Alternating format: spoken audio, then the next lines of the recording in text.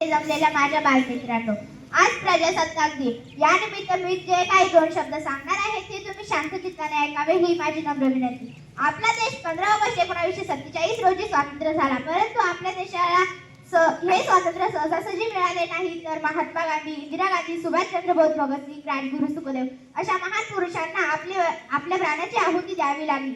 आणि आपला देश स्वतंत्र झाल्यानंतर आपल्या देशाला संविधान नव्हते, म्हणून डॉक्टर बाबासाहेब आंबेडकरांच्या अध्यक्षतेखाली संविधान लिहिण्यात आले. हे संविधान लिहिण्यासाठी 2 वर्ष 11 महिने 18 दिवस एवढा कालावधी लागला. आणि त्यानंतर 26 जानेवारी 1950 ला आपले संविधान अंमलात आले. आणि जेव्हापासून आपला देश स्वतंत्र झाला आहे तेव्हापासून फार प्रगतिशील देश बनला आहे आणि शेतीप्रधान देश झाला आहे.